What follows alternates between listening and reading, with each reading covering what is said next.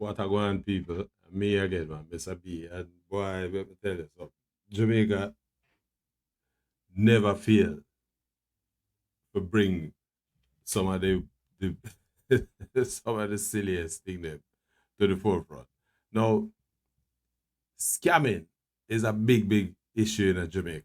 And Jamaica people don't miss no opportunity to find a scam. And of course, the latest victim of scamming in Jamaica is between this one of the biggest scammer itself, National Commercial Bank, and its relationship with the taxi service, or what we call the rideshare service, Uber. So the big thing, the Uber scam, Jamrock. Welcome to Jamrock and welcome to the Yard Media podcast, where we bring out all things Jamaican. Sometimes some serious things, some things we can take a little poke at yourself and laugh. But on a serious note, Uber rideshare service um, got off the ground in Jamaica sometime last year, late last year, but it took a little while to get cracking. And of course, if you don't know, Uber is essentially not really a taxi service per se, but a technology operation. And all they've done is just sort of shifted focus to the rideshare thing, which the technology is between the banking and the vehicular traffic tracking technology, and of course together should make a fairly safer um, taxi commuting service, especially in Jamaica where crime is a big problem, and in particular crime associated with um, you know contract carriage taxi service, and Jamaica's disorganized ramshackle uh, taxi service. So the Uber thing coming to Jamaica is a good step. Trouble is, because we have some lags in the technology, that lag started basically bear itself out on the Uber rideshare service. So essentially, how this work is you book up, you use your phone because it's a mobile phone service system, again technology, and you tap into the Uber rideshare service. You book a ride, similar to what happens here in the United States. So the car come pick you up. Of course, your account is your Uber account is connected to your bank card, and in Jamaica, that is more often than not a debit card, but debit and credit card. But the majority of users debit card. Now, one of the things you need to appreciate is not everybody in Jamaica have the resources to the degree that them can have a bank card. And so you know that this service is aimed at a particular subset of the Jamaican population. Anyway, long story short, so the system is operating, and from apparently the Uber service pick up the passenger, and at the inception of the ride, it estimates and charges an estimated charge against the customer's bank account. And of course, the terminating bank is National Commercial Bank. And apparently, NCB now basically puts this temporary charge against the customer account. The customers not seeing the charge coming off their account decides to take advantage of the system. In fact, in a number of instances, they complain that they never use the service. And so NCB put a temporary release on the amount, and credits back the estimated charge to the customer's account. And that has been going on for a while. To my sources, this has been going on since May of this year. And so for a number of users who now recognize this glitch in the system, basically reads their use of the Uber system, because of course it takes a while for them to settle the transaction and it comes across as if the ride is free.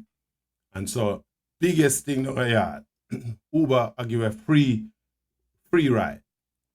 In other instances, the more enterprising or the more supposedly smart user see it as a way to scam Uber.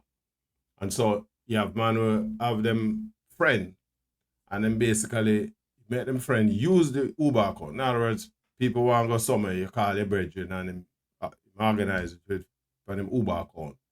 And clearly you have to have a connection with a particular driver or drivers. And so when the ride done, a typical ride, $500, $800, $1,000, and you tip the driver, which is a standard practice here in the States. You know, there's an expectation. You have to do it. But the standard, the expectation is that you tip the driver. And so, man, I tip the driver down in Jamaica on $1,000 ride. They tip the driver 2,000, 5,000, 10,000. In one case, I tip the driver $30,000. And of course, the driver, when him collect fee money, him run back some of that money on the owner of the account. And that has been going on for a while. And so according to news coming out of Jamaica, NCB have some 8,000 accounts that they have now begun to debit back the customers, those accounts, for the monies that they have literally paid over to Uber. And a lot of these people are challenging the charges that NCB are siphon out the money. Some people are complaining, boy, I can't pay my rent and I can't go to a supermarket because NCB gone on my account and thing. And so NCB put on them analysts and them investigators and them determine that it is a scam, you know, a big scam. You know, you imagine, you would think that in a time like today, given the penetration of technology, that people would have, you know, be a little smarter. I mean, if you scam a bank, you know, you provide the bank with your information. You are a customer of the bank, and so if you have a debit or a credit card and you run the card somewhere, it is a reasonable expectation that you should have that the bank is going to remit those monies to the owner or the provider of the service. And you have the right to challenge the transaction, you know. But at the end of the day, if when the man them investigated and them realize the charge is not a bogus charge, you are liable. And so people are rush go up at NCB, go to them NCB account now to pull out the money because NCB a thief them money. NCB a suck out the money out of them account. Now, again, remember, this is not a poor people problem per se. This is a problem that emanates from the fact that we just, you know, my mother would have said, God rest our soul, we're too chicanery. What we are about is finding a way to make money when we know deep down that the system is there to to check and balance it back. And of course, if you spend the people money and then pay for the service, them will come after you. So these people who out there now are clean out them account because them, you Uber have send back charges from them account and thing. Now you imagine you are use Uber and you one man alone have 70 Uber transactions for a month. 70 transactions. I mean, that's not very difficult because you look like an easy 2.5 rides per day, but really you must be busy, right? And so this is a system where if you use the service, they can audit it. But again, some man in Jamaica believe that them too smart. And so everybody are run a scam. Everybody is looking for an opportunity to to suck away some money off of somebody else. And the you know what has now hit the fan. Because come hell or high water, if you had a debit card account with NCB, you need to read the fine print or the print of your contract, right? Once you utilize the service, you are liable to NCB. So even if your account go in a debit, go in a minus, let me use it, a colloquial term.